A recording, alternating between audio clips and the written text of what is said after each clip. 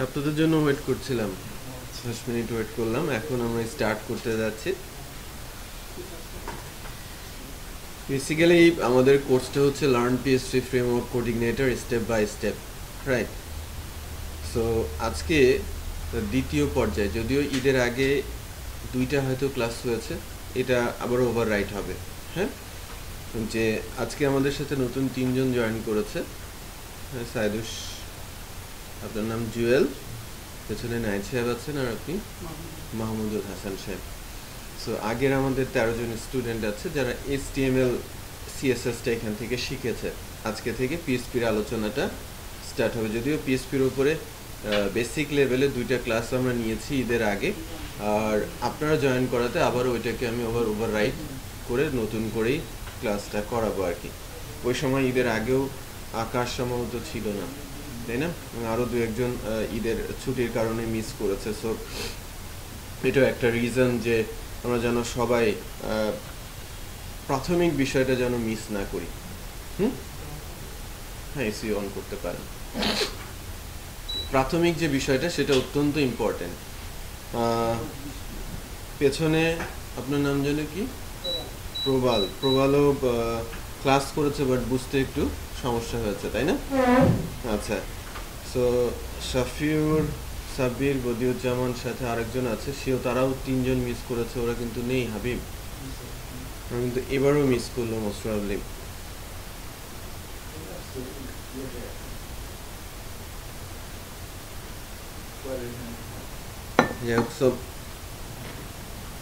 আমরা একটু স্ক্র্যাচ করি। হ্যাঁ, একটা ওয়েবসাইট কিভাবে হচ্ছে এবং সেই ধারণাটাই আগে দিব। যদিও প্রিভিয়াস একটা সেশনে আমি কিন্তু টোটালটা ডিসকাস করেছিলাম, আপনাদের জন্য মেনলি ফোকাস করছি যে আমি আবারও কনসেন্ট্রেট করব ওই জায়গাটাতে, কেন পিএসপি, কোথায় পিএসপি কাজ করে, রাইট? ওয়েব ডেভেলপমেন্ট বিষয়টা কি, ওয়েব ডেভেলপমেন্টের জন্য কোন কোন ল্যাঙ্গুয়েজের প্রয়োজন পড়ছে, কোন ল্যাঙ্গুয়েজগুলো কোথায় কাজ করছে, কার ফিউচার ভালো, রাইট? কেন আমরা পিএসপি কোঅর্ডিনেটর আলোচনা করতে যাচ্ছি বা শিখতে যাচ্ছি, এই বিষয়গুলোর উপরে ফার্স্টে আমরা আলোচনা করব। দেন সার্ভার ইনস্টলেশন, রাইট? সার্ভারে হ্যালো ওয়ার্ল্ড দেওয়া বা হ্যালো পিএসপি বলা, রাইট? এই বিষয়গুলো শেখা, সার্ভারের সব কিছু জানা, দেন প্রোগ্রামিং কোড সিনট্যাক্স স্টার্ট করা, রাইট? তো এটা হচ্ছে ভেরি বেসিক। আমরা যদি এর চেয়ে অ্যাডভান্স কিছু জেনে থাকি, আমরা কনসেন্ট্রেট করবো, দেখতে থাকবো। যদি কোনো কোশ্চিন অ্যারাইজ করে আমরা সেটা আস্ক করব এবং বুঝে নেওয়ার চেষ্টা করব। ঠিক আছে? আচ্ছা, তার মানে আমাদের এই মাসের 10-12 তারিখে যে ক্লাস দুটো হয়েছিল, আজকে এবং নেক্সট বৃহস্পতিবারের ক্লাসে ওভার রাইট হচ্ছে। তার মানে 8 আর 9 আবারও হচ্ছে। ঠিক আছে, আমি কিন্তু ক্লাসের নাম্বার আজকে 8ই বলবো এবং নেক্সট বৃহস্পতিবার 9ই বলবো। কারণ ঈদের আগে আমাদের এই কোর্সটি স্টার্ট হওয়ার কথা ছিল, সেই সময়ে কিন্তু আমরা পিছিয়ে দিয়ে ঈদের পরে 26 তারিখে এনেছি স্টুডেন্ট রিকোয়েস্টে। ঠিক আছে? সো আপনারা এই জন্য এখানে অ্যাটেন্ড করেছেন। ওই সময় আমরা ক্লাসের ফ্রিকোয়েন্ট আলোচনা করেছিলাম, বাট আপনাদের কারণে আবার একটু পিছিয়ে আসি। By the way, no problem, আমরা এটাকে অ্যাডজাস্ট করে ফেলবো। তো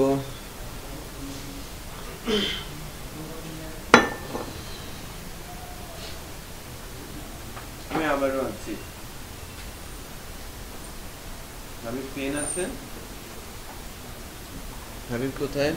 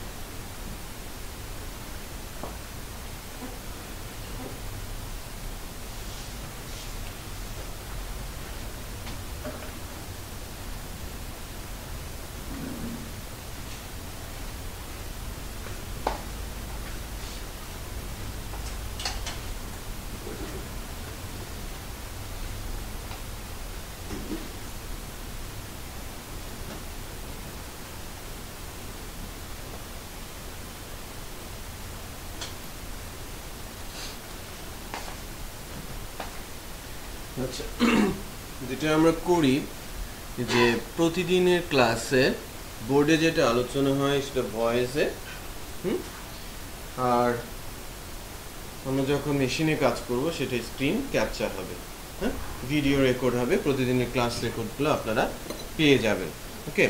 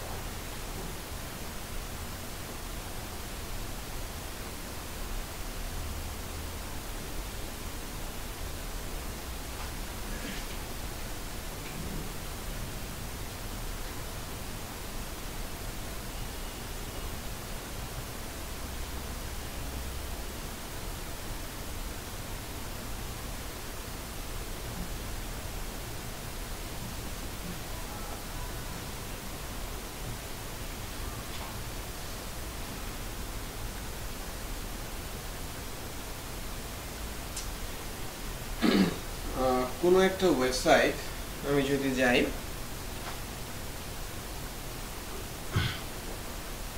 আমরা আমাদের ওয়েবসাইটটাতেই যাচ্ছি, talhatraining.com, পিএসপি ওয়েবসাইট। এই যে আমাদের সামনে একটা ফ্রন্ট এন্ড একটা সাইট চলে আসে, তাই না? এটাকে আমরা আমাদের এন্ডে যা আসে সেটাকে আমরা সাইটের ফ্রন্ট এন্ড বলি। এই সাইটটার একটা স্ট্রং ব্যাক এন্ড আছে যার মাধ্যমে এই সাইটটাকে মেনটেন করা হচ্ছে, রাইট? এই ইমেজগুলো যদি আমি চেঞ্জ করতে চাই, ভেতরে লেখাগুলো যদি চেঞ্জ করতে চাই, এই আপকামিং ট্রেনিংগুলো যদি আমি চেঞ্জ করতে চাই, আমি কি সবসময় ডেভেলপারদের কাছে যাব? সবসময় কিন্তু আমি ডেভেলপারদের কাছে যাব না। আমাকে তারা সিস্টেমটা ডেভেলপ করে দিয়েছে যাতে আমি এই কাজগুলো অনায়াসে একটা জায়গায় বসে করতে পারি। সেটাও একটা প্যানেল, সেটাও একটা কি সফটওয়্যারেরই অংশ, বাট ওই অংশটা কিন্তু আমরা দেখতে পাচ্ছি না। ওইটা এই সফটওয়্যারটার অ্যাডমিন প্যানেল। সকল ডাইনামিক ওয়েবসাইটের একটি স্ট্রং অ্যাডমিন প্যানেল থাকে। ডাইনামিক কেন বলছি? যার ইনফরমেশনগুলো চেঞ্জ করা যায়, নতুন নতুন ইনফরমেশন আপনি আপনার ব্রেনের মধ্যে নিতে পারেন। এরকম যদি হতো যে আপনি 5 বছর বয়স পর্যন্ত যা শিখেছেন, যা বুঝেছেন, এখন পর্যন্ত তাই আছে, এর বাইরে আপনি কোনো কিছু করতে পারেন না, তাহলে আপনি কি স্বাভাবিক মানুষ হতেন? স্বাভাবিক মানুষ হতাম না, তাই না? আমাদের অটিস্টিক বলা হতো, রাইট? আচ্ছা, আমাকে বা আমার অ্যাপ্লিকেশন বা আমার ওয়েবসাইটটাকে যদি আমি আমার মতো করে চেঞ্জ করতে চাই প্রতিনিয়ত, তাহলে আমার সিস্টেম সফটওয়্যারটাকে ওভাবেই ডেভেলপ করে নিতে হবে, তাই না? আমি যখন সফটওয়্যার ইঞ্জিনিয়ারদের দ্বারা আমার সফটওয়্যারটা ডেভেলপ করে নিব, অথবা সফটওয়্যার হাউসের মাধ্যমে আমি আমার সফটওয়্যারকে ডেভেলপ করে নিব, আমি আমার মেইন গোলটা তাকে বলবো বা তাকে জানাবো, তাই না? যে আমি এই ধরনের কাজ চাচ্ছি, আমি চাচ্ছি যেন আমি রেগুলার বেসিস আমার কোর্সগুলো আপডেট দিতে পারি, আমি আমার ইমেজ যেন চেঞ্জ করতে পারি, আমি মেনু যেন অ্যাড করতে পারি, আমি যেন কোর্স অ্যাড করতে পারি, ডিটেল অ্যাড করতে পারি, সব কিছু আমি করতে পারবো। আমি তো কোডিং জানি না, আমাকে এমন একটা সিস্টেম বানিয়ে দিতে হবে যেটা দিয়ে আমি সহজেই যেন করতে পারি, সবসময় যেন আপনাদের কাছে আসতে না হয়। তো ওই যে সিস্টেমটা, ওই অংশটুকু কিন্তু আমরা দেখতে পাচ্ছি না, বাট ওই অংশটুকু দেখছে কারা? আমি, site owner, as a user, right? As a admin, but ওই পার্টটুকু কিন্তু আপনারা কেউই অ্যাক্সেস পাবেন না। বোঝা যাচ্ছে? আমরা অ্যাক্সেস পাচ্ছি কি, বা আপনারা অ্যাক্সেস পাচ্ছেন কি সাইটের ফ্রন্ট এন্ড। আর এই সাইটেরই একটা অ্যাডমিনিস্ট্রেটিভ প্যানেল আছে যার অ্যাক্সেস পাচ্ছে কি, যারা অ্যাডমিন। সকল পার্টি কি ফ্রন্ট এন্ড বা ক্লায়েন্ট এন্ড বলা হয়। ওইটা অ্যাডমিন ক্লায়েন্ট এন্ড আর এটা ইউজার ক্লায়েন্ট এন্ড। তো যখন ক্লায়েন্ট এন্ড এক্সিকিউট হবে, ক্লায়েন্ট এন্ডে চলে আসবে, সেই জায়গাগুলো অ্যাকচুয়ালি HTML, CSS আর জাভাস্ক্রিপ্টের মাধ্যমে। আমি যে প্যানেলটা দেখি ওখানেও HTML, CSS, জাভাস্ক্রিপ্ট আছে, যার মাধ্যমে আমি দেখতে পাচ্ছি যে কিভাবে কোর্স অ্যাড করতে পারি, কিভাবে ইমেজ অ্যাড করতে পারি, রাইট, কিভাবে কোর্স ডিটেল আমি দিতে পারি, সব আমি করতে পারছি। ওখানেও কি আছে, HTML, CSS এবং জাভাস্ক্রিপ্ট আছে। আর আপনারা যে অংশটা দেখছেন, আমি সাথে সাথে আমিও যে অংশটা দেখছি, এখানেও কি আছে, HTML, CSS আর জাভাস্ক্রিপ্ট আছে। বোঝা যাচ্ছে? যখন আমি ইনফরমেশনটা রাখতে যাচ্ছি, লাইক একটা আমরা সাইন আপ করি না ওয়েবসাইটগুলোতে, রেজিস্ট্রেশন করি, রেজিস্ট্রেশন করার পরে তো আমাকে চিনে। ফেসবুকে রেজিস্ট্রেশন না করলে কি আমি লগ ইন করতে পারবো? আমি কখনোই ফেসবুকে ঢুকি না, আমি কিছু একটা দিয়ে লগ ইন দিলে আমাকে লগ ইন করাবে? পসিবল? পসিবল না। আমাকে রেজিস্ট্রেশন করতে হবে, ভেরিফাইড হতে হবে, দেন লগ ইন করতে হবে। তার মানে আমাকে সে চিনে রাখছে কোনোভাবে। বোঝা যাচ্ছে? আমাকে সে মনে রাখছে। এই মনে রাখার কাজটা করছে, ক্লায়েন্ট থেকে ডাটাটা নিচ্ছে, সার্ভার পৌঁছে দিচ্ছে কার কাছে, ডেটাবেজের কাছে। এটাকে বলা হয় মেমোরি, যেখানে ইনফরমেশনগুলো কি হবে, স্টোর থাকবে। তারপর যখন আমি লগ ইন অ্যাটেম্প করবো, ওই সার্ভার ল্যাঙ্গুয়েজ আবার ওই ইনফরমেশনগুলো ডেটাবেজের সঙ্গে চেক করে ম্যাচ করার চেষ্টা করবে। যদি ম্যাচ করে এক ধরনের ডিসিশন নেবে, ম্যাচ না করলে আরেক ধরনের ডিসিশন নেবে। মানে ডিসিশন মেকিং কে করছে, সার্ভার ল্যাঙ্গুয়েজ মাঝখানে থেকে। বাট ওই যে ফর্মটা আসলো, আমি লিখলাম, আমি সাবমিট দিলাম, সবই কি HTML। বিষয়টা বোঝা যাচ্ছে? আমরা যদি মনে করি যে অ্যাডমিনিস্ট্রেটিভ প্যানেলগুলো কেমন হয়, তার একটা ছোট্ট এক্সাম্পল কি, আমরা যখন ফেসবুকে যাই, হোম পেজে যাই, কিছু দেখি, বাট আমি যখন লগ ইন করি তখন কিছু একটা দেখি। তার মানে কি, লাইক প্রথম আলো, প্রথম আলোতে অনেক নিউজ দেখা যায়, বাট প্রথম আলোর এত এত নিউজ আপলোড হচ্ছে কোথা থেকে? ডেফিনেটলি তার একটা অ্যাডমিন প্যানেল আছে। ওই অ্যাডমিন প্যানেলে তারা ঢুকছে, নিউজ দিচ্ছে, ক্যাটাগরিতে যাচ্ছে, পাবলিশ করছে, অথরাইজেশন দিচ্ছে, এডিটর এডিট করছে, সব কিছু অ্যাডমিন প্যানেল থেকেই হচ্ছে। বিষয়টা বোঝা যাচ্ছে? আলটিমেটলি ইনফরমেশনগুলো চলে যাচ্ছে কোথায়, সার্ভার ল্যাঙ্গুয়েজের মাধ্যমে ডেটাবেস। ডিসিশনটা মেকিং হচ্ছে কোথায়, সার্ভার ল্যাঙ্গুয়েজ। লজিক্যাল ইমপ্লিমেন্টেশন থাকবে কোথায়, সার্ভার ল্যাঙ্গুয়েজে। ইনফরমেশনগুলো স্টোর থাকবে কোথায়, ডেটাবেসে। ডিসপ্লে হবে কোথায়, ফ্রন্ট এন্ড। অ্যাডমিনেরও তো ফ্রন্ট এন্ড আছে, আছে না? আমরা যেরকম প্রথম আলোর নিউজগুলো দেখতে পাচ্ছি, ওই নিউজগুলো অ্যাডমিন থেকেও দেখা যায়, ওখান থেকে এডিট ডিলিট করা যায়। সো আমি দেখতে পাচ্ছি না, ওখানেও কি আছে, HTML, CSS আছে। আমরা যখন সফটওয়্যার ডেভেলপ করবো, আমাদের দুইটা পার্ট ডেভেলপ করতে হবে। একটা হচ্ছে ক্লায়েন্ট সফটওয়্যার ওয়েবসাইট, আর ওই ক্লায়েন্ট সফটওয়্যারে গিয়ে একটা অ্যাডমিনিস্ট্রেটিভ পার্ট, ওটা অ্যাকচুয়ালি অ্যাপ্লিকেশনের মধ্যে। সো একসাথে আমরা দুইটা জিনিস শিখে নিব, যে কীভাবে ওয়েবসাইটে ডাটা আসে আর কীভাবে একটা অ্যাপ্লিকেশন মেনটেন করতে হয়। মানে আমি যখন ডাইনামিক ওয়েবসাইট বানাচ্ছি, ডাইনামিক ওয়েবসাইটের অ্যাডমিন প্যানেলটা একটা অ্যাপ্লিকেশনই, আর ফ্রন্ট এন্ডটা কি একটা ওয়েবসাইট। সো আমার ফ্রন্ট এন্ড হোক আর আপনার, আমি অ্যাজ এ অ্যাডমিন যা দেখতে পাচ্ছি সেটা আমার ফ্রন্ট এন্ড, আর আপনি যতটুকু দেখতে পাচ্ছেন সেটাও ফ্রন্ট এন্ড। সো দুই জায়গায় কাজ করছে কে, HTML, CSS আর জাভাস্ক্রিপ্ট। HTML হচ্ছে স্ট্রাকচার, কন্টেন্ট, CSS হচ্ছে কি পলিশ, তাই না? এটা কিন্তু বোর্ডের উপরে রং করা হয়েছে, সুন্দর দেখা যাচ্ছে। রং না করা হলে এটা কি ক্লাসরুম হতো না? হতো, বাট সুন্দর দেখা যেত না। বিষয়টা বোঝা যাচ্ছে? আর জাভাস্ক্রিপ্ট সেটা হচ্ছে লাইক, আমি বলছি সেন্সর লাগিয়েছি। আমি যদি একটা রোবটের কথা বলি, স্কেলেটন, একদম ওই লোহা লাক্কর দিয়ে যা বানাচ্ছেন এটা HTML, পলিশ করছেন সেটা CSS, আর সেন্সর লাগাচ্ছেন সেটা কি জাভাস্ক্রিপ্ট। যে লাইক স্পর্শ করলেই সে জেনে যাবে যে স্পর্শ করেছে।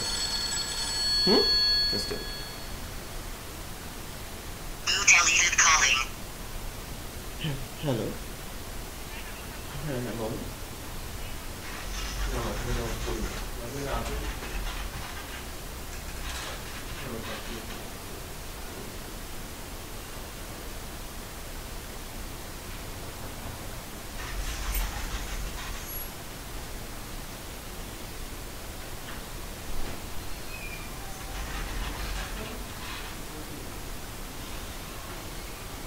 আচ্ছা, তাহলে কি বলছিলাম? স্কেলিটন, ফার্নিশ, দেন সেন্সর হিসেবে কাজ করছে কি জাভাস্ক্রিপ্ট। লাইক আমি দেখেন কার্সরটা রেখেছি, কিছুক্ষণ আগ পর্যন্ত এটা স্লাইড হচ্ছিল, চেঞ্জ হচ্ছিল না ইমেজটা, এখন কি চেঞ্জ হচ্ছে? থেমে গেছে, তার মানে আমার স্পর্শটা সে বুঝতে পেরেছে। HTML বা CSS এর এ ধরনের পাওয়ার নেই। হ্যাঁ, HTML CSS এর এই ধরনের কোনো পাওয়ার নেই। আমি সরিয়ে নিচ্ছি, এটাও সে বুঝতে পারবে, এই যে চেঞ্জ হওয়া শুরু হয়ে গেল। তো রোবট যখন কোনো দিকে যাচ্ছে, যেতে যেতে বেঁধে গেছে, সে কি ডিসিশন নেবে না? বাট এই যে সে যে বেঁধে গেল, এটা বুঝলো কিভাবে? তার সেন্সরের মাধ্যমেই তো, রাইট? অথবা সে বাঁধবে না, কোনো অবস্টাকল সামনে আসলে সে ডিসিশন নিয়ে নেবে এদিকে সেদিকে যেতে হবে। এ ধরনের রোবট তৈরি হয়ে গেছে, রাইট? হেঁটে এসে হাই হ্যালো জানাচ্ছে, আপনার সঙ্গে হ্যান্ডশেক করছে, সবে কিন্তু প্রোগ্রামিং এর মাধ্যমে করছে। বাট ওই সেন্সরগুলো কি করছে?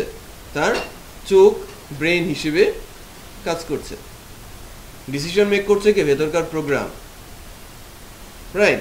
যে তার সামনে অবস্টাকল আছে, তাকে এখন কি ডিসিশন নিতে হবে, এদিকে যেতে হবে নাকি ওইদিকে যেতে হবে, সেই ডিসিশনটা নিয়ে দিচ্ছে কে? ভেতরকার সার্ভার ল্যাঙ্গুয়েজ। আর এত এত ইনফরমেশন, সেগুলো কোথায় থাকবে? হ্যাঁ, আমাদের হেডকোয়ার্টারে। আমাদের যদি হেডকোয়ার্টার এরকম হতো যে আমি যা শুনছি বুঝছি, বের হয়ে যাচ্ছে, কি মানুষ বলা হতো? পাগল বলা হতো। পাগলরা কোনো কিছু মনে রাখতে পারে না, সবচেয়ে বড় সমস্যা। আপনিও দেখেন যে আপনি যদি টানা 10 দিন না ঘুমান, আপনি কিছু মনে রাখতে পারবেন না, আস্তে আস্তে আপনিও ওই দলে সামিল হয়ে যাবেন। সো ঘুমটা কিন্তু অত্যন্ত ইম্পর্টেন্ট, যার মাধ্যমে সেলগুলো রেস্ট পায়, ডাটাগুলো গুছিয়ে রাখতে সাহায্য করে। মেশিন ফাস্টার হয় কখন? স্ক্যান করা হয় না? এর আগে কি করা হতো? ডিফ্র্যাগমেন্ট, এখনো আছে সম্ভবত। ডিস্ক ডিফ্র্যাগমেন্ট দিলে কি হয়? ডাটাগুলোকে আবার রিঅর্গানাইজ করে স্টোরে গুছিয়ে রাখা হয়, তখন মেশিনের ডেটাবেসের কি আমাদের হার্ড ড্রাইভের পারফরমেন্সটা বেড়ে যায়। ঠিক তেমনই ঘুমটাও ওই একই কাজ করে। আপনি যত বেশি ঘুমাবেন, কাজ করার ক্ষমতা কিন্তু তত বেশি বাড়বে, বাট অতিরিক্ত না, রাইট? আপনার ঘুমানোর দরকার 8 ঘন্টা, আপনি ঘুমাচ্ছেন 12 ঘন্টা, এটা কিন্তু অতিরিক্তই, তাই না? আপনি অনেক বেশি প্রবলেমে পড়ে যাবেন। আমি বোঝাতে পেরেছি? আপনি অনেক বেশি প্রবলেমে পড়ে যাবেন। সো ওটাতেও অনেক ব্যাড ইফেক্ট চলে আসবে শরীরের ওপরে। বাই দ্য ওয়ে, তো যেটা বলছিলাম যে ওই যে ফ্রন্ট এন্ডের HTML, CSS, JavaScript server language হিসেবে কি আসছে? PHP, ASP.NET এর আছে, C#, এছাড়া আছে Java, Python, Perl, Pascal, Ruby, এগুলোকে বলা হচ্ছে সার্ভার ল্যাঙ্গুয়েজ। বাট একটা ওয়েবসাইটের জন্য একটা ল্যাঙ্গুয়েজই কিন্তু কাজ করে। ফ্রন্ট এন্ডের জন্য HTML, CSS, JavaScript, but server ল্যাঙ্গুয়েজের জন্য হতে পারে এটা PHP R C# or Java or Python, Perl or Pascal or Ruby, right? Okay, so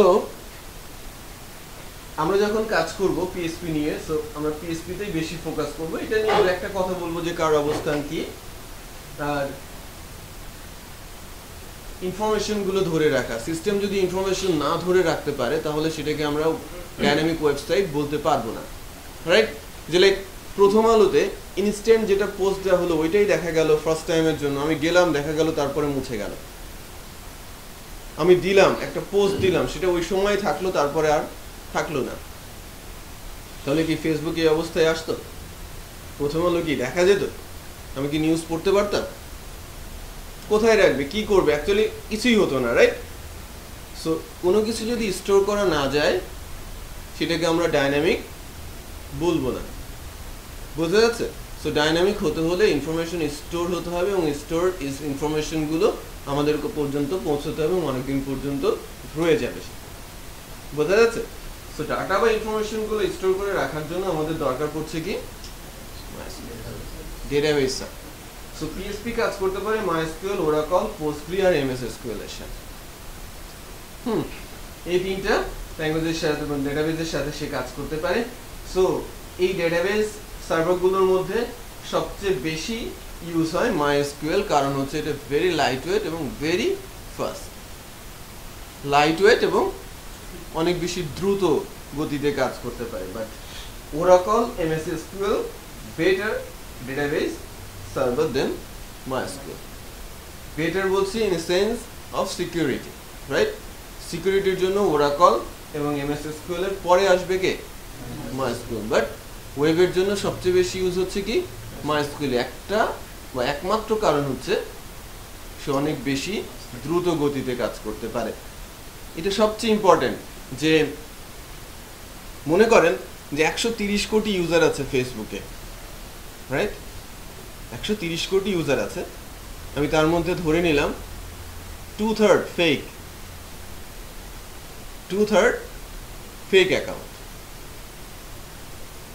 means 1/3 কি ভ্যালিড অ্যাকাউন্ট।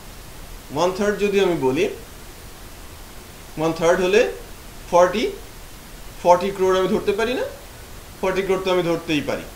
কারণ 40 crore মধ্যে যদি কারেন্ট টাইমে এখন যদি 2%, অনলি 2% এর কথা বলছি, যে 2% ইউজার এখন ফেসবুকে আছে অ্যাট এ টাইম, এখন কারেন্ট টাইমে 2% ইউজার ফেসবুকে আছে, তাহলে 80 লাখ ইউজার এখন ফেসবুক ইউজ করছে। পারফরমেন্স কি? আপনি যখন ফেসবুকে যাচ্ছেন, আপনি এখন যেভাবে ইউজ করছেন, পরক্ষণ কি আরেকজন পাশাপাশি ইউজ করছে, তাদের মধ্যে কি ভেরিয়েশন আছে? স্মুথলি আমরা ফেসবুক ইউজ করতে পারছি। অ্যাট এ টাইম কতজন ইউজার এখানে কাজ করছে? 80 লাখ। এটি ইম্পসিবল ওরাকল, এমএস এসকিউএল এর জন্য। এতগুলো কনকারেন্ট ইউজারকে সাপোর্ট দেওয়া, সিস্টেমটা অনেক বেশি স্লো হয়ে যাবে। যেহেতু এরা হ্যাভিওয়েট খুবই ভারী টাইপের একটা ডেটাবেস সার্ভার, তাদের এক্সিকিউশন টাইমটাও কি স্লো। সো এত ইউজার যখন আসবে, সে তার রেসপন্স টাইমটা আরও বেশি কি হয়ে যাবে? স্লো হয়ে যাবে। বিষয়টা বোঝা যাচ্ছে?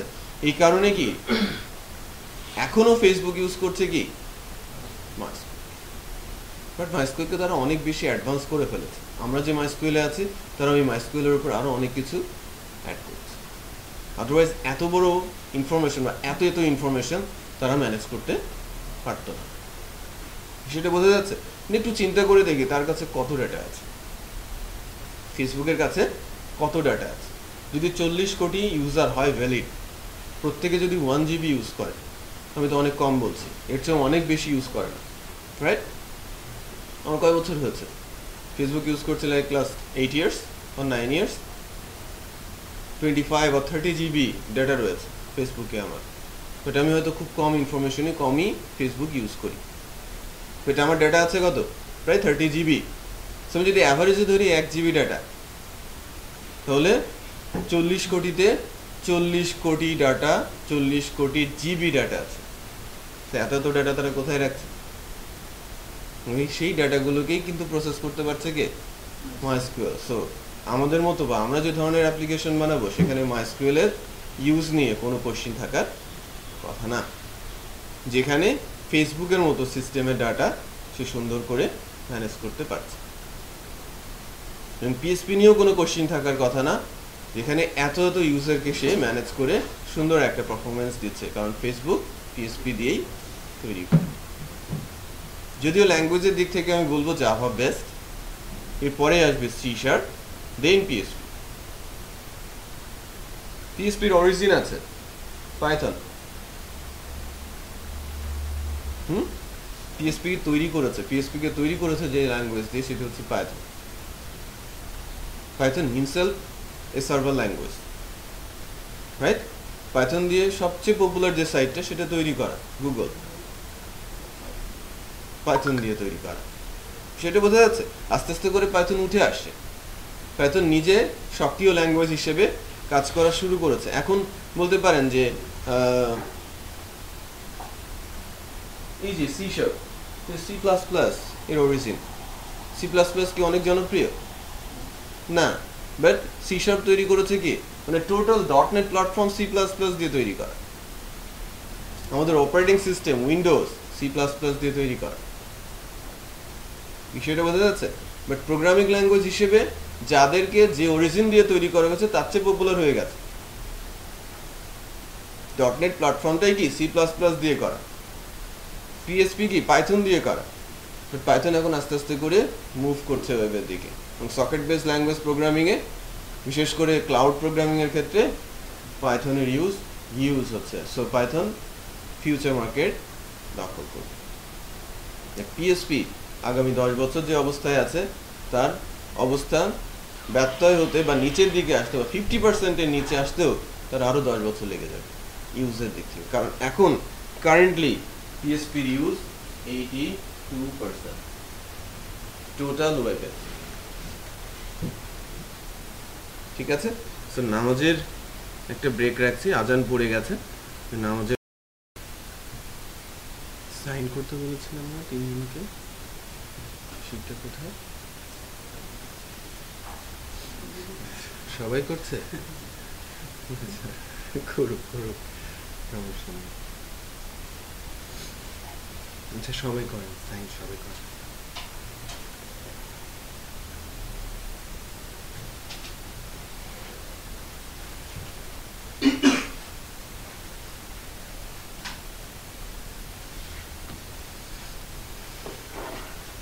আমরা যেখানে ছিলাম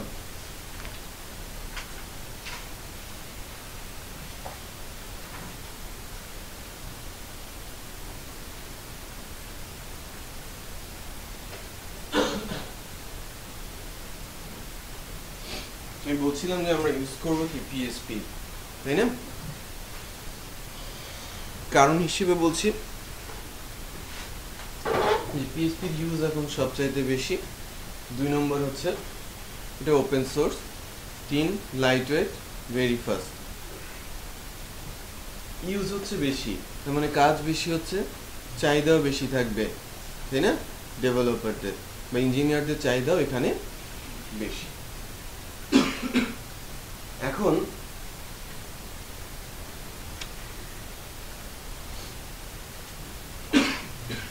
ওয়েবে কি ধরনের কাজ সবচেয়ে বেশি হচ্ছে সেটা নিয়ে আমরা যদি কথা বলি।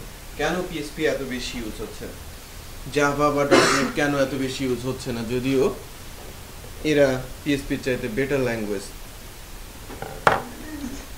ওয়েবে যে ধরনের কাজ সবচেয়ে বেশি হচ্ছে সেটা হচ্ছে ডাইনামিক ওয়েবসাইট। লাইক এটা একটা ওয়েবসাইট, ডাইনামিক ওয়েবসাইট, আর নিউজ পোর্টাল, আর কোনো প্রোভাইডারের ওয়েবসাইট, অথবা কোনো কোম্পানির একটা ওয়েবসাইট, অথবা কোনো একটা ই কমার্স, রাইট? সো সেখানে হাই লেভেলের কোনো সিকিউরিটির প্রয়োজন আছে কিনা, সেখানে এমন কোনো ডাটা আছে কিনা যেটা চুরি হয়ে গেলে আমাদের জন্য বড় ক্ষতি হয়ে যাবে, নেই, রাইট? সো ওখানে সিকিউরিটি অত বেশি ইম্পর্টেন্ট ইস্যু না। তো যে এরিয়ার কাজ সবচেয়ে বেশি বাট সিকিউরিটি সেই লেভেলে না দিলেও চলে, সেখানে ইম্পর্টেন্ট বিষয় কি, পারফরমেন্স। মাস পিপল বা লাখস অফ বা ক্রোর্স অফ পিপল একসঙ্গে যেখানে ভিজিট করবে সেই সাইটগুলোর জন্য সবার উপরে প্রায়োরিটি পাচ্ছে কি, পিএসপি ল্যাঙ্গুয়েজ। সেটা বোঝা যাচ্ছে?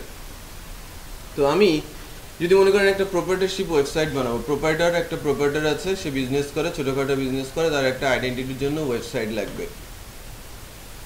ওই ওয়েবসাইটটা পিএসপি দিয়ে যত সহজে বা যত দ্রুত সময়ের মধ্যে করে দেওয়া সম্ভব সেটা ডটনেট বা জাভাতে অনেক বেশি কস্টলি হয়ে যাবে। কারণ একই প্রজেক্ট আমার যদি পিএসপির জন্য হয়, ডটনেটের জন্য হয় বা জাভার জন্য হয়, তিনটার জন্য 3 ধরনের কস্টিং আসবে, রাইট? আপনারা এটা টেস্ট করে দেখতে পারেন। অ্যাজ এ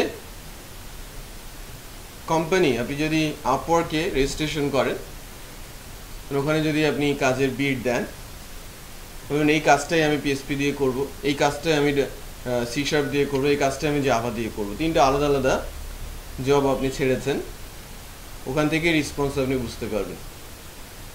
অথবা কোনো কোম্পানির কাছেই আপনি যান, উনি প্রোডাক্টটা তৈরি করেন আর না করেন, আপনি কোম্পানির কাছে যান, কোম্পানি আপনাকে কোটেশন দেবে, ভিন্ন ভিন্ন কোটেশন পাবেন।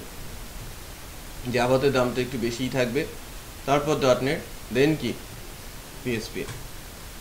কারণ হিসেবে বলছি যে .NET বা জাভার তুলনায় দ্রুত সময়ের মধ্যে PHP দিয়ে ওয়েবসাইট বানিয়ে ফেলা সম্ভব, এটা এক। আর দুই হচ্ছে ডেভেলপার্সদের চাহিদা কিছুটা কম থাকে .NET বা জাভার তুলনায়। প্রাথমিকভাবে বলছি যে প্রাথমিকভাবে ওয়ার্কারের সংখ্যা কিন্তু বেশি থাকে, ডেভেলপারদের সংখ্যা, লাইক জুনিয়র পোস্ট অথবা সফটওয়্যার ইঞ্জিনিয়ার পোস্টে ডেভেলপারের সংখ্যা অনেক বেশি থাকে। টিম লিডার হয়তো দেখা যাচ্ছে 6 জন 8 জনে একজন, প্রজেক্ট ম্যানেজার 20 জন বা 25 জনে একজন। বিষয়টা বোঝা যাচ্ছে?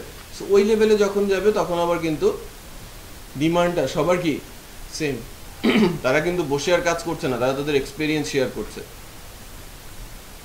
ওই জায়গায় স্যালারি স্ট্রাকচারটা জাভা বলেন, .NET বলেন, PHP সবার সেম, বাট এই লেভেলে junior engineer, software engineer, senior software ইঞ্জিনিয়ারে এখানে কিছুটা ভেরিয়েশন আছে জাভা, .NET এবং PHP-তে। যারা অ্যাকচুয়ালি কাজ করছে তাদের ওপর বেস করেই তো আমার কোম্পানি প্রফিট চিন্তা করেই তো কোটেশনটা দেবে।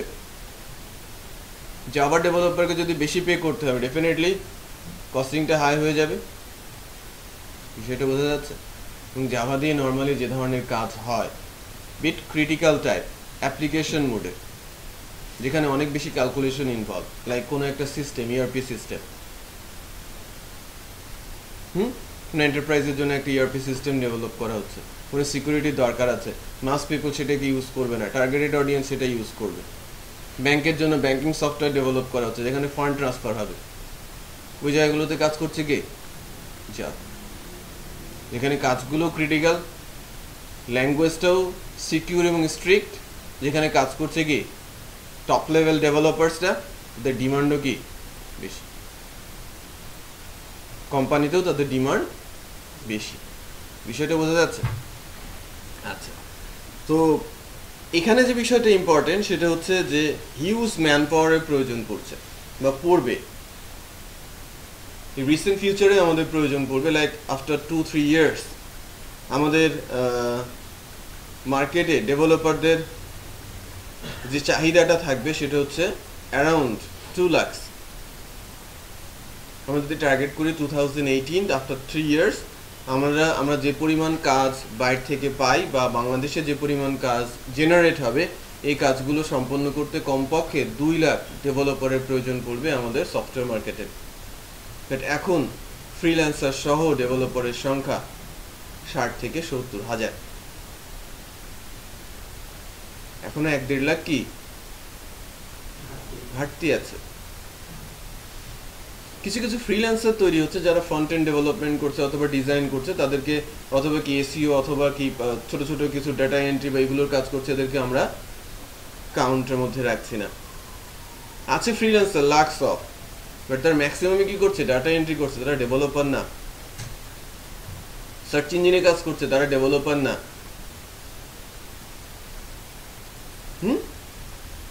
তারা আর্টিকেল রাইটিং এর কাজ করছে বা ব্লগ পোস্টিং এর কাজ করছে, তারা ডেভেলপার না, তাদেরকে আমরা কাউন্ট করছি না। মানে কাউন্টেড ডেভেলপার যারা কোড লিখতে পারে, কোড লিখে এদের সংখ্যা 70 থেকে 80 হাজার বা 60 থেকে 70 হাজারের মধ্যে। বাট আমাদের দরকার পড়বে কতজন? 2 লাখ। 2025 সাল নাগাদ এটা 6 লাখে উত্তীর্ণ হবে, 30 সাল নাগাদ 10 লাখে উত্তীর্ণ হবে চাহিদাটা। এটা আমরা কোথায় আছি? আমরা এখনো কিন্তু 1 লাখও পূরণ করতে পারি নাই। আমরা বিষয়টা কি বুঝতে পারছি? আচ্ছা, সো ডিমান্ড আছে। এর জন্য আমরা যদি চিন্তা করি,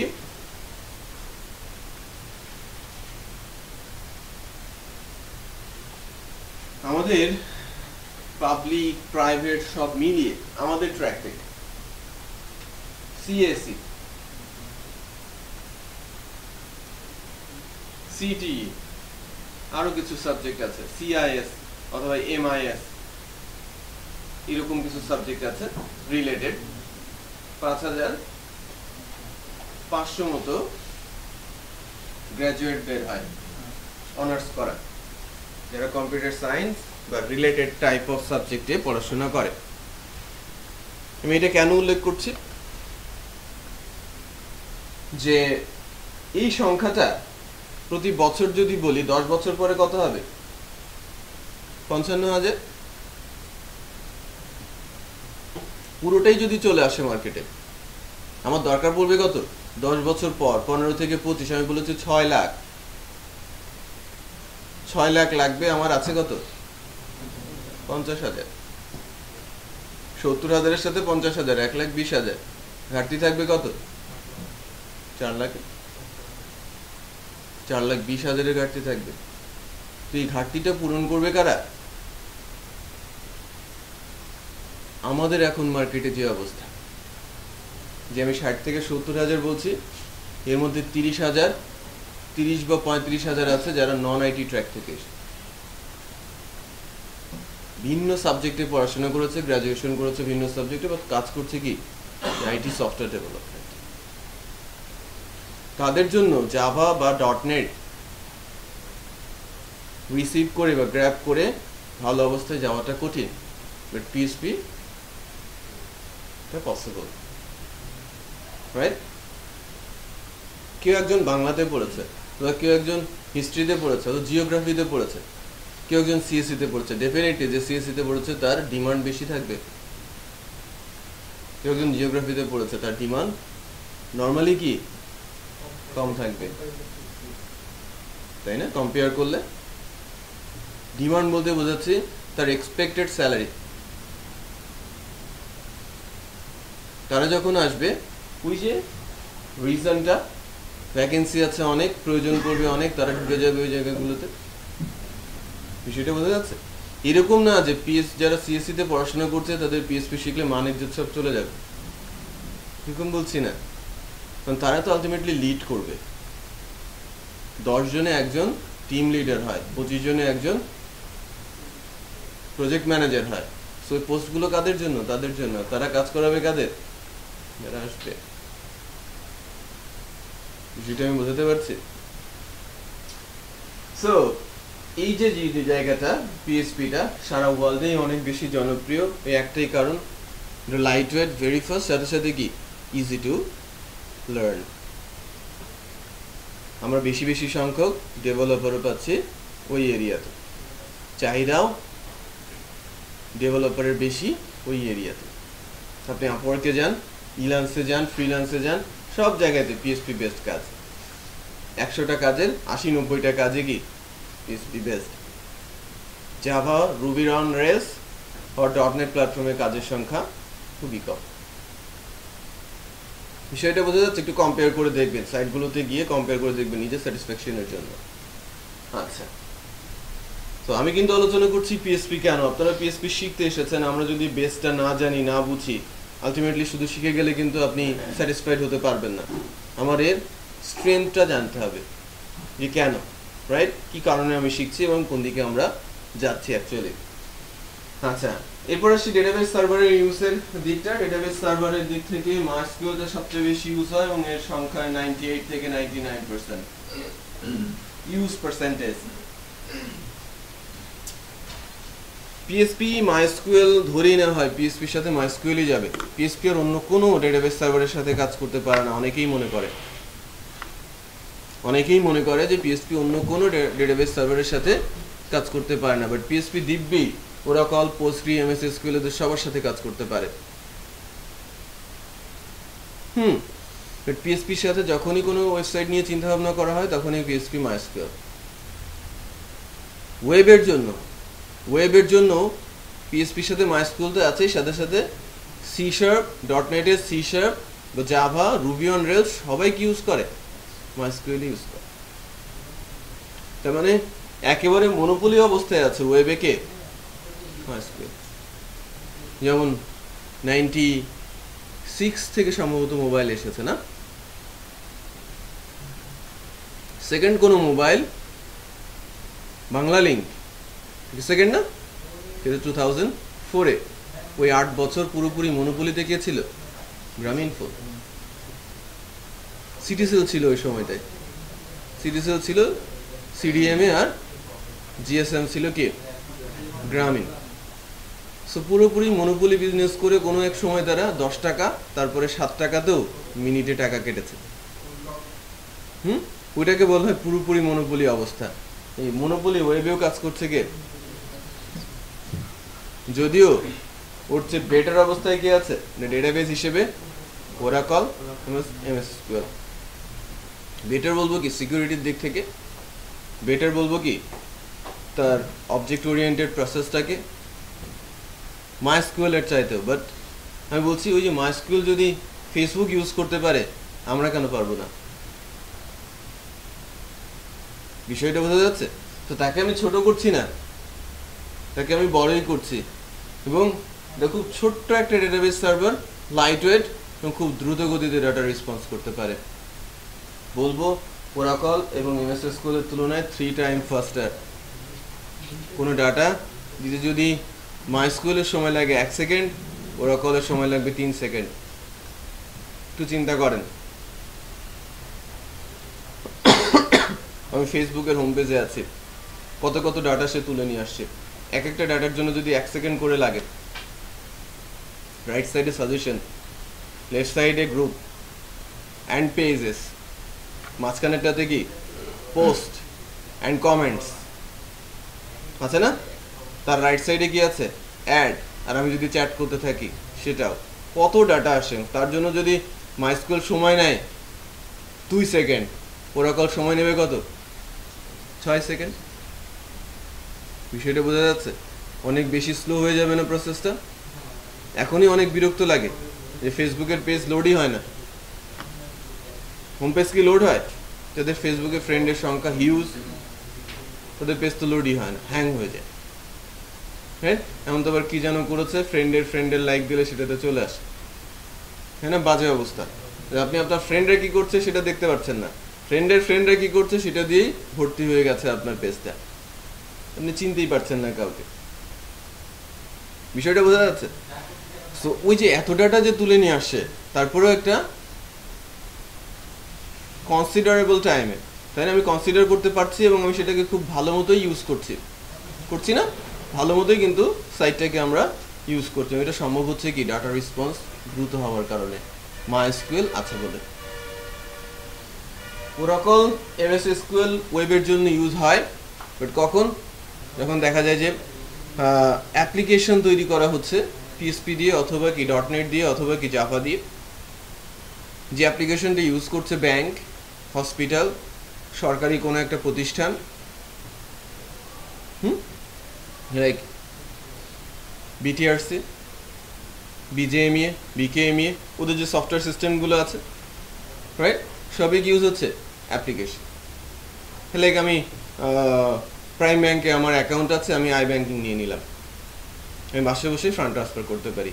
ওই অ্যাপ্লিকেশনগুলো কি সবাই ইউজ করতে পারবে? ওটাকে কেন অ্যাপ্লিকেশন বলছি? ওটা সবার জন্য উন্মুক্ত না, এই জন্যই সেটা অ্যাপ্লিকেশন।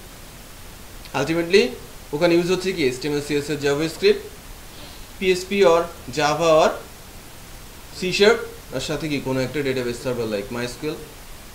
ওই জায়গাটাতে যখন অ্যাপ্লিকেশন তৈরি হয়, লাইক ব্যাংকের জন্য অথবা কি হসপিটালের জন্য অথবা কি গভর্নমেন্টের কোনো প্রতিষ্ঠানের জন্য, তখন ওই অ্যাপ্লিকেশনের ডাটা সিকিউরিটি বাড়ানোর জন্য ওই অ্যাপ্লিকেশনটার সাথে একাধিক ডেটাবেস সার্ভার ইউজ করা হয়ে থাকে। একাধিক ডেটাবেস সার্ভার মানে সিস্টেম পারফর্ম করবে একটা ডেটাবেস নিয়ে, বাট ডাটা রাখবে কয় জায়গায়? ডাটা রাখার বেলায় আমি রাখবো 2 জায়গায়, ডাটা তোলার বেলায় তুলবো কোথা থেকে? এক জায়গা থেকে। তার মানে 2 জায়গা থেকে সমান পরিমাণ ডাটা আছে। ঠিক আছে, ডাটা বা ইনফরমেশন কপি করতে তো সমস্যা নেই। আমি যে ডাটাটা ওনার কাছেও রাখলাম, এনার কাছেও রাখলাম, বাট সে আমার কাছে, সে খুব দ্রুত ডাটা আমাকে দিতে পারবে। সো নেওয়ার সময় কার কাছ থেকে নিব? তার কাছ থেকে। আমি কোনো কিছু এডিট করলাম, দুজনের কাছে এডিট করলাম, কোনো কিছু ডিলিট করলাম, দুজনের কাছ থেকে ডিলিট করে দিলাম। বিষয়টা বোঝা যাচ্ছে? সো এই সব জায়গাগুলোতে যখন অ্যাপ্লিকেশন নিয়ে কাজ করা হয়, সেই ক্ষেত্রে পিএসপি যখন কাজ করে তখন মাইএসকিউএল এর সাথে ইউজ করে ওরাকল, জাভা যখন কাজ করে তখন মাইএসকিউএল এর সাথে ইউজ করে Oracle, but C sharp ASP.NET এর C# যখন কাজ করে অ্যাপ্লিকেশন নিয়ে, সে MySQL এর সাথে ইউজ করে MS SQL। সেটা বোঝা যাচ্ছে? একই অ্যাপ্লিকেশন, ল্যাঙ্গুয়েজ একটাই, বাট ডেটাবেস কয়টা? ওয়েবসাইটের ক্ষেত্রে কিন্তু না, এগুলো ইউজ হচ্ছে কখন? অ্যাপ্লিকেশনের ক্ষেত্রে, ম্যাক্সিমাম ক্ষেত্রে। ওয়েব বেসড অ্যাপ্লিকেশনে রাইট একটা ডাটা সার্ভ, ডেটাগুলোকে সেভ রাখার জন্য, আরেকটা পারফরম্যান্স যেন ঠিক থাকে, সেটা বোঝা যাচ্ছে না? সো ওই কেসে একাধিক ডেটাবেস সার্ভার ইউজ করা হয়ে থাকে। যতটুকু আলোচনা হয়েছে এখন পর্যন্ত, এখানে কারো কোনো কোশ্চেন আছে কিনা? কোশ্চেন থাকলে বলতে পারেন।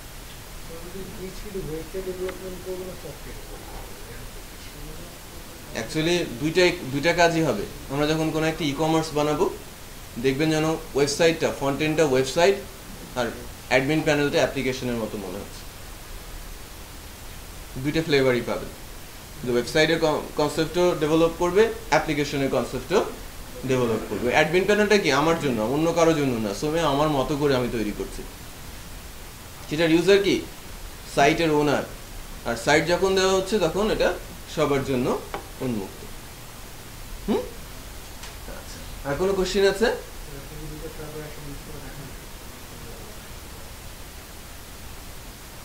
আমাদের কোর্সের মধ্যে নেই, বাট এটা ইউজ করা যেতে পারে। এটা অ্যাকচুয়ালি আমরা যখন কোঅর্ডিনেটর শিখবো, একাধিক ডেটাবেস সার্ভার কিভাবে ইউজ করা যায় সেই সিস্টেমটা ওখানে ইনবিল্ডই আছে, এটা করাই যায়। বুঝতে পেরেছেন? দুটো সার্ভারই ওখানে বিল্ড আপ করাই আছে, মানে কিভাবে আমি একাধিক সার্ভারের সঙ্গে কানেক্ট করবো সেই ধরনের কোড ডেভেলপ করা আছে। আমাদের শুধু কানেক্ট করে নিতে হবে, সার্ভারটা থাকতে হবে এবং কানেক্ট করে নিতে হবে।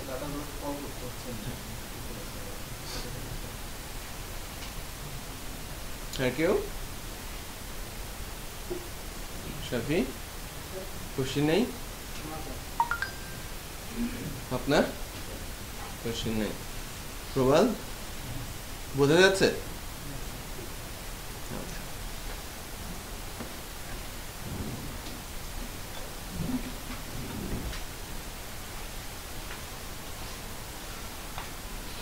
এই জায়গাটায় এখন একটু বুঝাবে।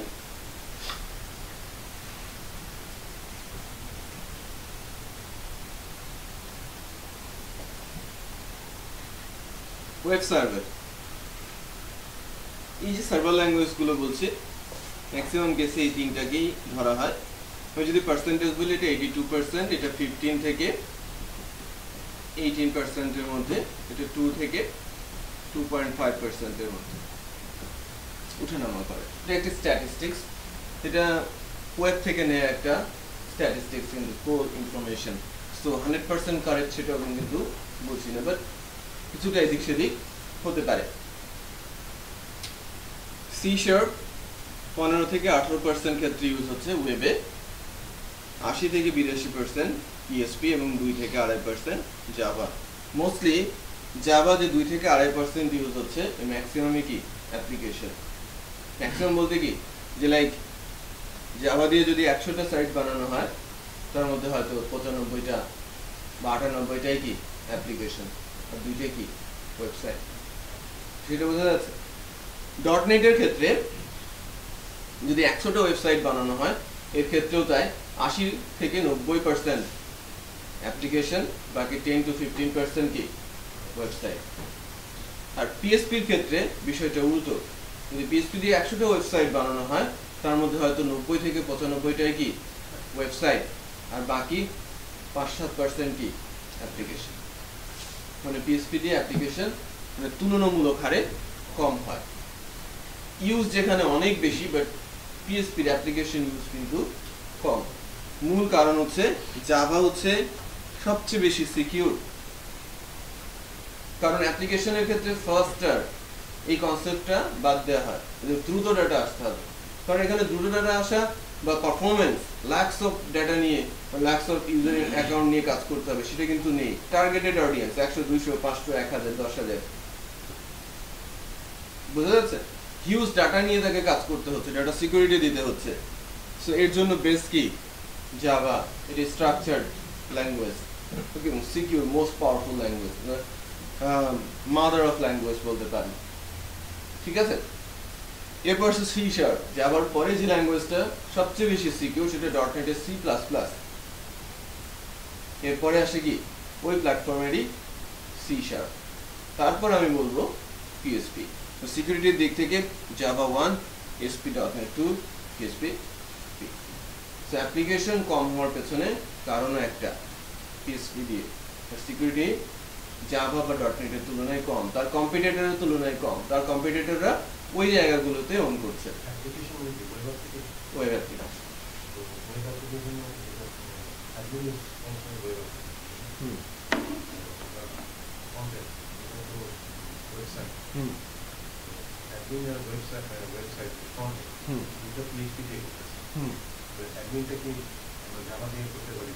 না, জাভা দিয়ে করা এটা ওয়েব অ্যাপ্লিকেশন, হ্যাঁ পিওরলি আলাদা, পিওরলি সেটা শুধু একটা ল্যাঙ্গুয়েজ, একটা ল্যাঙ্গুয়েজ সি শার্প। তো এখন সার্ভার ল্যাঙ্গুয়েজগুলোর মধ্যে যে যে সার্ভারগুলো আছে, এই যে HTML, CSS, জাভাস্ক্রিপ্ট, এই তিনটা ল্যাঙ্গুয়েজ রান করছে কে? এই যে আমার এখানে HTML, CSS, জাভাস্ক্রিপ্ট আছে, এটা ব্রাউজার ছাড়া অন্য কোনো কিছু যদি ওয়েবসাইট দেখা যায়? দেখা যায় না। সো ওই ল্যাঙ্গুয়েজগুলো অ্যাকচুয়ালি আমার এন্ডে, আমার মেশিনে চলে আসছে, দেন এক্সিকিউট হচ্ছে। এক্সিকিউট করছে কে? ব্রাউজার। এই তিনটা ল্যাঙ্গুয়েজই পড়তে পারে, বুঝতে পারে এবং এক্সিকিউট করতে পারে কে? All browsers. সকল ব্রাউজারই HTML, CSS এবং জাভাস্ক্রিপ্টকে চিনে এবং সেই অনুযায়ী আউটপুট দেখাতে পারে। বাট আমার কোডের মধ্যে যদি PHP থাকে, ব্রাউজার কি চিনতে পারবে? পারবে না। ব্রাউজারটাকে চিনতে পারবে না, যেভাবে লিখবেন সেভাবেই আউটপুট চলে আসবে। যদি HTML এক্সটেনশনের মধ্যে PHP কোড লিখেন, ওটা ওভাবেই আউটপুট আসবে, মানে যা লিখেছেন তাই আসবে, কোনো আউটপুট আসবে না, অ্যাকচুয়ালি কোডই চলে আসবে। বুঝতে পেরেছেন? বাট এই কোডগুলোকে যদি এক্সিকিউট করতে হয়, PHP কোড এক্সিকিউট করার জন্য অথবা সি শার্পের কোড বা জাভার কোড এক্সিকিউট করার জন্য সার্ভারের প্রয়োজন। এটাকে বলা হয় ওয়েব সার্ভার। তো ওয়েব সার্ভার আছে অ্যাপাচি, IIS আর টমক্যাট। ঠিক আছে, তিনটে আছে ওয়েব সার্ভার। তো PHP মূলত কাজ করতে পারে IIS এবং অ্যাপাচির সাথে। মোস্টলি অ্যাপাচি ইউজ হয় PHP সার্ভার হিসেবে, IIS এ খুব কমই ইউজ করা হয়। সি শার্প কাজ করতে পারে IIS এবং টমক্যাট। মানে সি শার্পের সার্ভার কি? IIS আর টমক্যাট। আর জাভার জন্য টমক্যাট ওয়েব সার্ভার হিসেবে কাজ করে। সো আমরা মূলত কাজ করব PHP নিয়ে। সো আমাদের দরকার পড়বে কি? ডাটা রাখার জন্য দরকার পড়বে কি? MySQL। সো আমি যদি PHP স্টার্ট করতে চাই, আমার মেশিনে মিনিমাম 2টা সার্ভার লাগবে, মানে মিনিমাম একটা সার্ভার লাগবে অ্যাপাচি। যখন আমি ডাটা রাখতে যাব তখন আমার দরকার পড়বে কি? MySQL। বিষয়টা বোঝা যাচ্ছে? সো আমার মেশিনে এখন PHP কে রান করানোর জন্য দরকার পড়বে কি? অ্যাপাচি। আর ডেটাবেজের ইনফরমেশন রাখার জন্য প্রয়োজন পড়বে MySQL। সো এই দুইটা সার্ভার আমার দরকার। শুধু ব্রাউজার থাকলে এখন আর হচ্ছে না। না, এখন আমাদের যেটা প্রয়োজন পড়বে, আমাদের প্রত্যেকের মেশিনে এই জ্যাম্প নামে একটা সফটওয়্যার ইনস্টল করা আছে, যার মধ্যে অ্যাপাচি এবং MySQL আছে।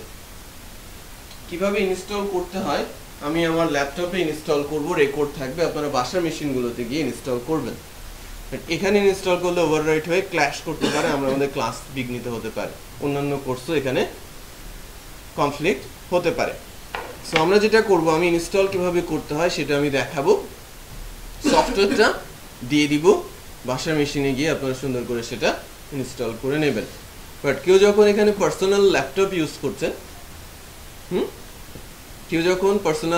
ইউজ করছেন, তারা হাবিবের কাছে জ্যাম্পের সফটওয়্যারটা আছে, সেটা কালেক্ট করে নিয়ে ইনস্টল দিয়ে দিতে পারেন আমাদের সাথে সাথে।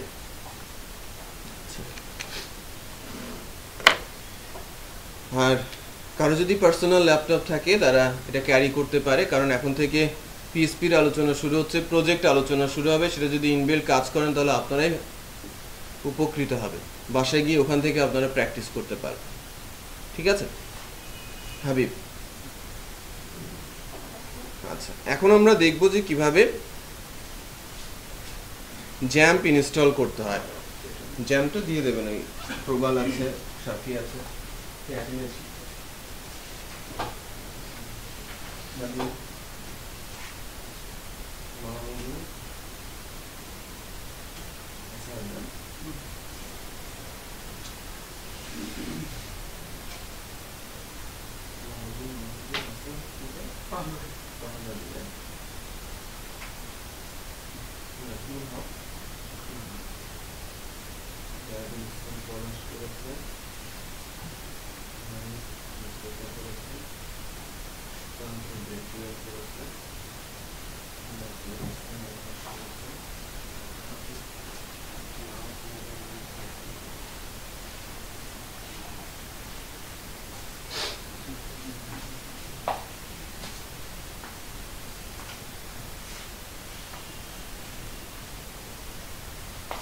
যদি আমার ল্যাপটপে কয়েকটা জায়গাতে জ্যাম্প ইনস্টল করা আছে, তারপর আমি সেফলি ইনস্টল করছি আরেকটা লোকেশনে, যাতে কারোর সঙ্গে কনফ্লিক্ট না হয়। লাস্ট ঈদের আগেও হয়তো আমি একটা ড্রাইভে ইনস্টল করেছিলাম, সি ড্রাইভে, তাই না?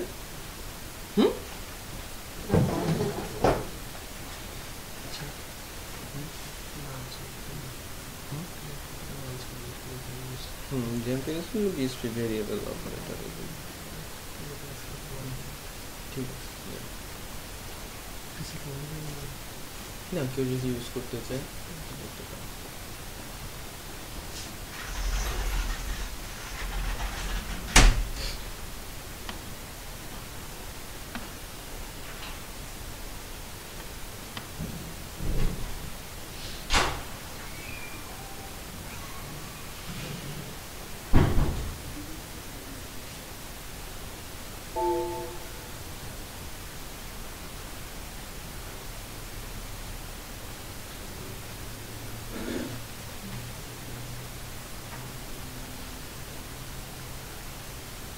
আমার সিতে ছিলই, আমি ওখান থেকে এটা আনইনস্টল করে দিয়ে আবার ইনস্টল করি।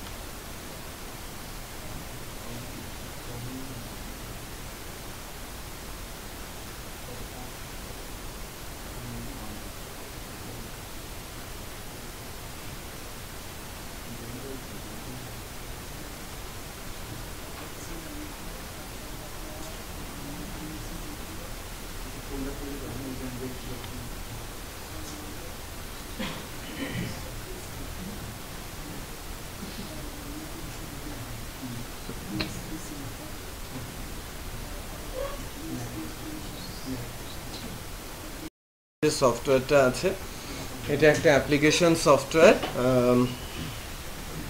যেটা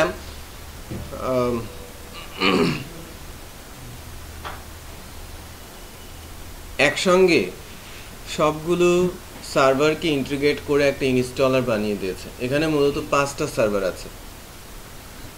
অ্যাপাচি পিএসপির জন্য, MySQL ডেটাবেস সার্ভার, মার্কারি নামে আছে email server, FileZilla data transfer করার জন্য একটা সার্ভার, যেটা লোকাল মেশিন থেকে লাইভ সার্ভারে ডাটা ট্রান্সফার করতে হয়।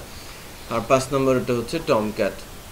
সো ওয়েব সার্ভারগুলো, database server, data transfer server এবং ইমেল সার্ভার সব কম্বাইন করে একটা প্যাকেজ থ্রো করেছে জ্যাম্প। তো যেটা ইনস্টল করলে আমার মেশিনে এই সার্ভারগুলো সব চলে আসবে। ইনস্টলেশনটা ভেরি সিম্পল। আমরা যেভাবে ফ্ল্যাশ গেম ইনস্টল করি নেক্সট নেক্সট প্রেস করে, ঠিক তেমন। কোনো ক্রিটিক্যাল পাথ এখানে নেই। ওকে, সো আমি জ্যাম্পটাকে আমার মেশিনে সি ড্রাইভে ইনস্টল করবো। এই যে জ্যাম্পের Win32 5.6.3 এটা লেটেস্ট। এটা একেবারে লেটেস্ট ভার্সন। হাবিবেটে দিয়ে দেবেন সবাইকে, ঠিক আছে, যাদের কাছে নেই। বিশেষ করে মাহমুদুল হাসান সাহেব, নাহিদ মুস্তফা সাহেব আর জুয়েল, রাইট? এই 3 জনের কাছে নেই, সম্ভবত আকাশের কাছেও নেই, তাই না? নিয়ে নেবেন। আমি এটা ইনস্টল করছি। আমি ইনস্টল করব যে কোনো একটা ড্রাইভে, বিশেষ করে DEF এই ড্রাইভগুলোতে ইনস্টল করাই ভালো। আমার ডি ড্রাইভে এবং ই ড্রাইভে ওয়ার্কিং জ্যাম্প আছে, সো এই ড্রাইভগুলোতে ইনস্টল করছি না, আমি সি ড্রাইভে ইনস্টল করছি। আপনারা অবশ্যই বাসা মেশিনগুলোতে ভিন্ন কোনো একটা ড্রাইভে ইনস্টল করবেন, ঠিক আছে? কারণ কি, ওই যত কাজ করব সব ওই ড্রাইভে থাকবে। যদি মেশিন কোথাও কোনোভাবে ক্র্যাশ করে, সি ড্রাইভ চলে যাবে, সি ড্রাইভে সকল ডাটা চলে যাবে, আমার কাজগুলো কিন্তু চলে যাবে। সো সেফ থাকার জন্য ভিন্ন একটা ড্রাইভই ইউজ করব। আচ্ছা, আমি ইনস্টলেশন শুরু করছি। আমি ডাবল ক্লিক করেছি ইনস্টলার ফাইলটার উপরে, একটা অ্যালার্ট আসবে, আমি ইয়েস বলেছি।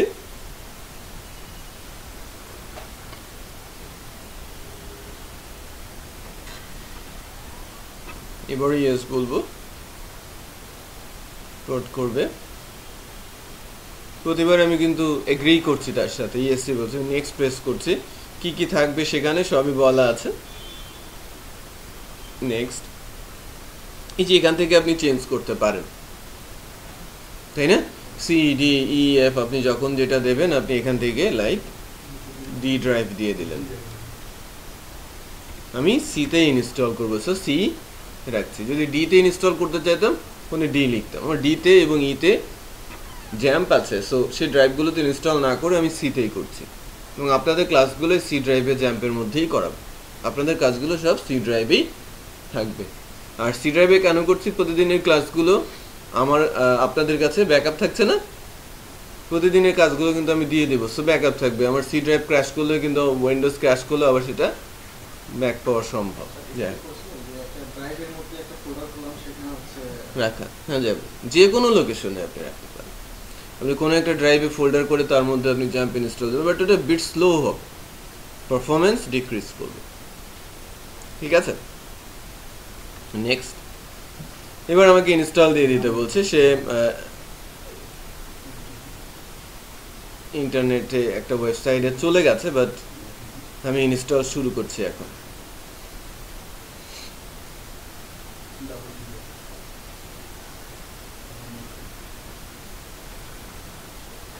কোনো ফোল্ডারে যদি ইনস্টল করতাম খুব অনেক সময় নিত, কিন্তু এখন খুব দ্রুত সময়ের মধ্যে হবে, করা যাবে। করে পোর্টের সঙ্গে, পোর্ট নিয়ে, এটি পোর্ট নিয়ে কনফ্লিক্ট করে। বাট পোর্ট চেঞ্জ করলেও অ্যাপাচি রান হতে সমস্যা করে। আগে অ্যাপাচি রান করবেন, তারপর স্কাইপি রান করবেন।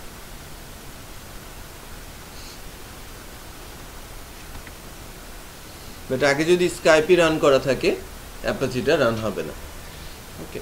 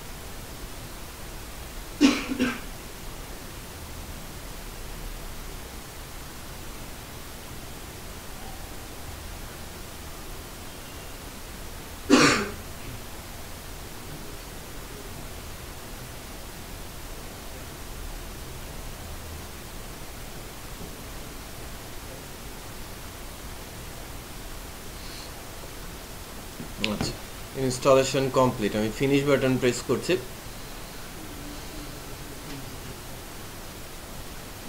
দেখেন কনসোল চলে আসে। আমরা যদি গিয়ে দেখি সি ড্রাইভে জ্যাম্প নামে একটা ফোল্ডার তৈরি হয়েছে। এর মধ্যে হাজারো ফোল্ডার ফাইল আছে, অ্যাপাচি আছে, ফাইলজিলা আছে, রাইট? এখানে মাইএসকিউএল আছে, টমক্যাট আছে, সবই আছে। সো এই যে আমাদের শর্টকাটটা চলে আসে, আমাদের এটা অ্যাকচুয়ালি বলবো হচ্ছে ড্যাশবোর্ড, কন্ট্রোল ড্যাশবোর্ড। আপনি এর শর্টকাটটা বানিয়ে ডেস্কটপে রেখে দিতে পারেন। এই যে একটা শর্টকাট ডেস্কটপে রাখা আছে। সো আমি ইনস্টল করেছি সি ড্রাইভে। শর্টকাটটা অ্যাকচুয়ালি সি ড্রাইভে জ্যাম্পের মধ্যে থেকে আমরা ক্রিয়েট করে নিতে পারি। এই যে জ্যাম্প কন্ট্রোল প্যানেল, এটা আমি ডেস্কটপে পাঠিয়ে দিতে পারি না? পারি। বাট আমি যখন সি ড্রাইভ থেকে রান করাবো, এখানে ক্লিক করলেই কিন্তু আমার কন্ট্রোল প্যানেলটা চলে আসবে। সো আমার দরকার বলবে কি রান করা। দেখেন কি কি আছে, অ্যাপাচি, মাইএসকিউএল, ফাইলজিলা, মার্কারি আর কি টমক্যাট। আমি স্টার্ট করছি অ্যাপাচিটাকে। স্টার্ট করার পর সে বন্ধ হয়ে গেল।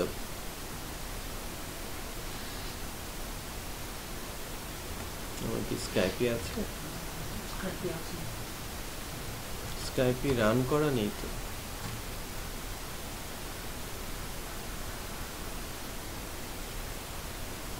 একটু মাত্র রানিং হলো।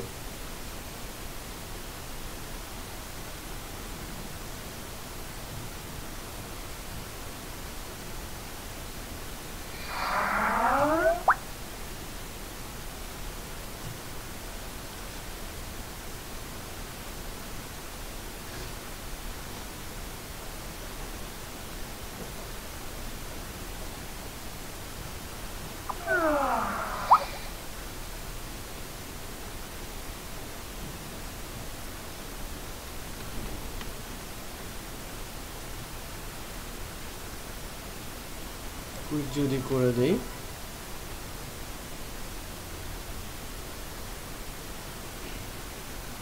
মাইএসকিউএল রান করছে, পোর্ট পেয়েছে।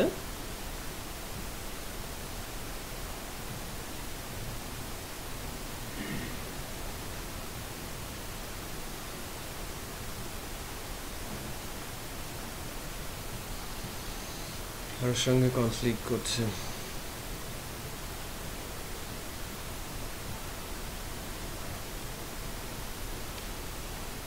একটু চেক করে আসি।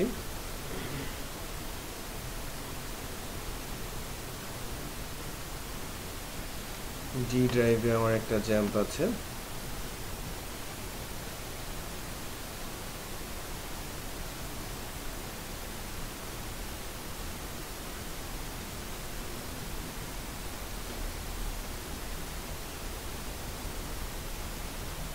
একই অবস্থা।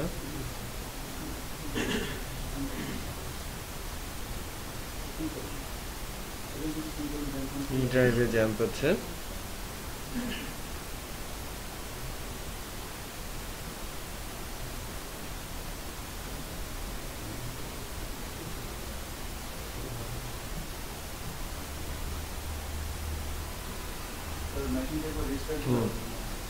মেশিনটা রিস্টার্টই দিব।